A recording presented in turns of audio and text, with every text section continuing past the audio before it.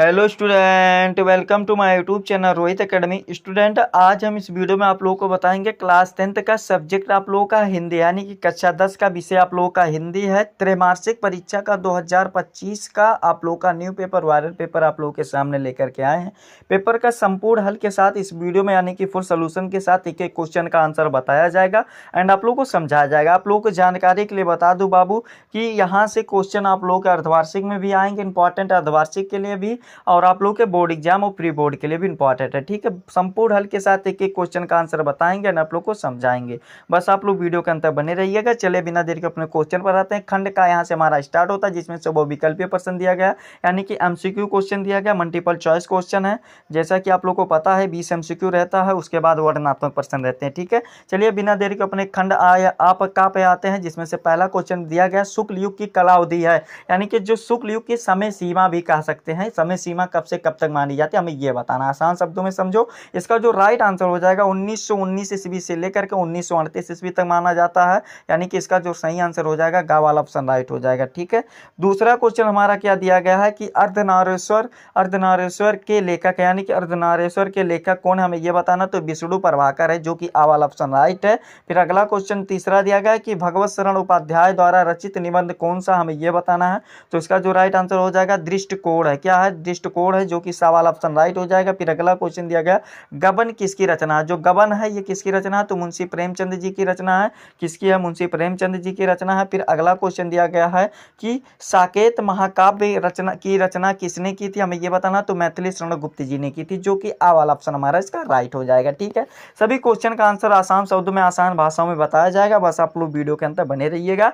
तीसरा क्वेश्चन क्या दिया गया है, मतिराम किस युग के कवि है, यानी कि जो मतिराम है ये किस युग के कवि हैं, हमें बताना है ये। ठीक है, तो ये हमारा कौन सा राइट आंसर हो जाएगा, रीतकाल हो जाएगा, जो कि हमारा डी वाला ऑप्शन राइट है। फिर अगला क्वेश्चन दिया गया छात्रसाल दशक के रचनाकार है, यानी कि जो छात्रसाल है वो उसके रचनाकार कौन है, हमें ये बताना। तो इसका जो सही आंसर हो जाएगा बाबू, छात्रसाल के रचनाकार कौन है, बिहारी जी हैं, यानी कि आ वाला ऑप्शन हमारा इसका सही हो जाएगा। आठवां क्वेश्चन दिया गया है प्रिय प्रवास किस युग की रचना, हमें ये बताना है। जो प्रिय प्रवास है वो किस युग की रचना है, हमें ये बताना। तो ये द्विवेदी युग की रचना है, जो कि हमारा आ वाला ऑप्शन इसका सही हो जाएगा। ठीक है, फिर अगला क्वेश्चन देखते हैं। तीसरा सप्तक प्रकाशित हुआ था, यानी कि जो तीसरा सप्तक प्रकाशित कब हुआ था, हमें ये बताना है।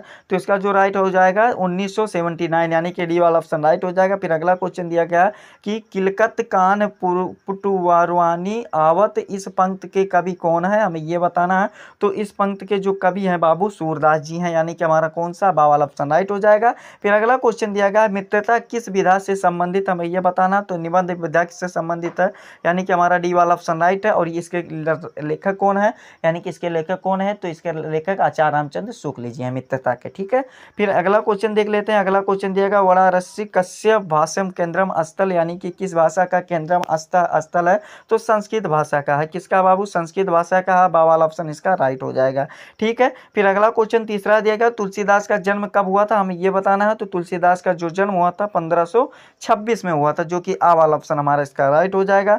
अगला क्वेश्चन दिया गुद दर्शन, क्या दिया गया, गुद दर्शन शब्द में क्या है, यानी कि शब्द का उपसर्ग क्या होगा, हमें यह बताना। शुद्ध दर्शन है, सुदर्शन में मतलब इसका क्या है, तो सु है। क्या है बाबू? सु है, जो कि हमारा बा वाला ऑप्शन इसका राइट हो जाएगा। फिर अगला क्वेश्चन दिया गया 15 वाला कि वाराणसी नगरी कस्य नद्यम कुले स्थित है, यानी कि ये कहाँ पर स्थित है, हमें ये बताना है। तो इसका जो सही आंसर हो जाएगा बाबू, ये गंगा नदी के पास स्थित है, यानी कि क्या हो जाएगा, ये गंगा हो जाएगा, यानी कि गंगा कुले स्थित है, यानी कि हमारा ये वाला ऑप्शन राइट है। ठीक है, फिर अगला क्वेश्चन दिया गया सोठा किस प्रकार का छंद है, हमें ये बताना है। जो सोठा है वो किस प्रकार का छंद है, तो अर्ध सम्मात्रिक छंद है, जो कि आ वाला ऑप्शन हमारा इसका राइट हो जाएगा। ठीक है, फिर अगला क्वेश्चन दिया गया राम लक्ष्मण में समास है, यानी कि राम लक्ष्मण में कौन सा समास है, हमें ये बताना है।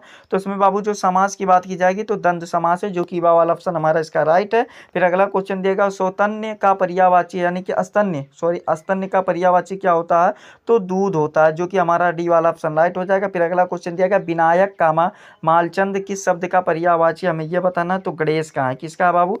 गणेश का है, जो कि हमारा इसका में राइट आंसर है आ वाला। कौन सा? ये आ वाला राइट आंसर है। ठीक है, अगला क्वेश्चन 20 वाला देखते हैं। 20 वाला क्वेश्चन दिया गया कि अनुज शब्द को स्त्रीदायक बनाने के लिए आप किस प्रत्यय का प्रयोग करेंगे, ये हमें बताना है। तो इसका जो राइट आंसर हो जाएगा क्या हो जाएगा, अनुज शब्द का स्त्रीलिंग बनाने के लिए आ का प्रत्यय करेंगे, क्या बड़ा आ का प्रयोग करेंगे यानी कि आ। ठीक है, गा वाला ऑप्शन राइट हो जाएगा। इस प्रकार से 20 MCQ था, सभी का क्वेश्चन का आंसर बता दिया गया। आगे भी आप लोगों को फुल कोशिश किया जाएगा। बाबू पेपर हमारे पास ऐसे ही सेंड करके स्टूडेंट ने सेंड किया था, आप लोग को फुल कोशिश रहेगी बताने के लिए। ठीक है, यहाँ पर दिया गया ये जो आप लोग का ये है, यानी कि इसका जो दिया गया है ये मित्रता पाठ से आप लोगों का लिया गया है, यानी कि मित्रता पाठ से ही आप लोग को लिया गया। इसमें क्वेश्चन ये सभी दिए गए हैं, तो क्वेश्चन को आप लोग को इसको तैयार कर लीजिएगा थोड़ा आप लोग कष्ट करके। ठीक है, ये और फिर अगला क्वेश्चन पद्यांश वाला जो दिया गया, ऊधो मन न भय 10-20, ये वाला दिया गया ना, तो इसको आप लोगों को पढ़ेंगे नहीं, इसको डायरेक्ट समझा दे रहे हैं। इसमें क्या दिया गया, पहला संदर्भ बताना, यानी कि उपयुक्त पद्यांश का संदर्भ बताना है।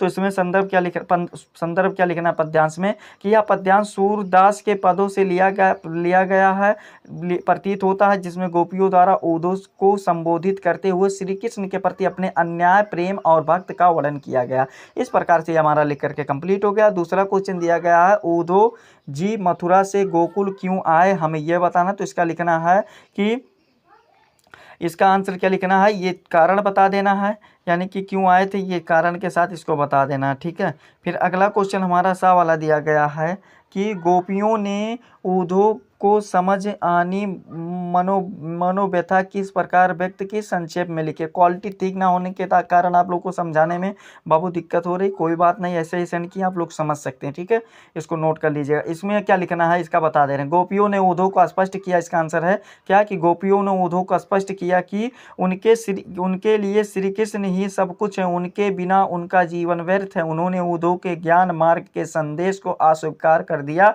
और अपनी अन्याय भक्त का प्रदर्शन किया। इस प्रकार से ये वाला भी आंसर लेकर के कंप्लीट हो गया। 23 वाला क्वेश्चन क्या दिया गया, इसको भी समझिएगा। 23 वाला क्वेश्चन में दिया गया, निम्नलिखित संस्कृत गद्यांश में से किसी एक का संदर्भ सहित हिंदी में अनुवाद करना है, ये वाला दिया गया। तो आप लोग को स्क्रीन पर दिखा दे रहे हैं, आप लोग इसको स्क्रीनशॉट मार करके समझ लीजिएगा, इसको पढ़ लीजिएगा। ठीक है, 5 नंबर का ये वाला पद्यांश भी दिया गया बाबू, इसको भी आप लोग अच्छे से समझ लीजिएगा। क्वालिटी अच्छा ना होने के कारण आप लोग को समझाने में दिक्कत हो रही है बाबू, आप लोग को नेक्स्ट वीडियो में जो नेक्स्ट पेपर आएगा उसका संपूर्ण हल आप लोग को सोल्यूशन करा देंगे। इसको भी तैयार कर लीजिएगा। आचार्य रामचंद्र शुक्ल जी और जयशंकर प्रसाद जी, इन दोनों का जीवन परिचय याद कर लीजिएगा, सभी पेपर में देखने को मिलेगा, चाहे आप लोग का त्रैमासिक हो, अर्धवार्षिक हो, या प्री बोर्ड हो, या बोर्ड एग्जाम हो, कोई भी एग्जाम हो, सभी आप लोग याद कर लीजिएगा। उसमें तुलसीदास और सूरदास का याद कर लीजिएगा बाबू, 2 ही याद कीजिएगा, 10 नंबर इसमें आप लोग का दोनों में कंप्लीट हो जाएगा, 4 याद करना है। ठीक है, फिर अगला क्वेश्चन क्या दिया गया है कि अपनी पाठ्य पुस्तक से कथस्थ किया हुआ एक श्लोक लिखिए जो इस प्रश्न पत्र में ना आया हो, तो कोई भी आप लोग लिख लीजिएगा, आप लोग का ये वाला भी कंप्लीट हो जाएगा। फिर इसमें में से किन्हीं 2 क्वेश्चन का आंसर बताना, तो 4 नंबर ये वाला भी कंप्लीट कर लीजिएगा आप लोग को।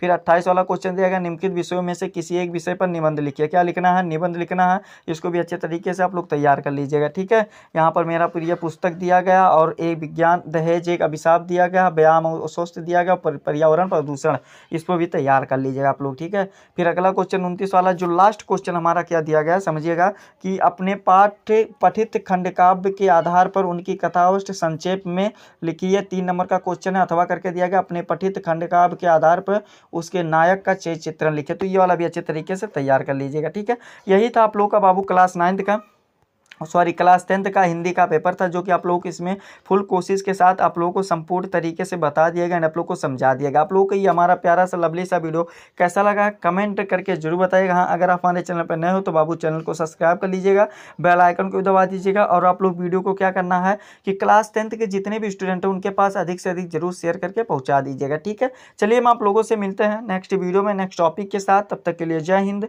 जय भारत, वंदे मातरम।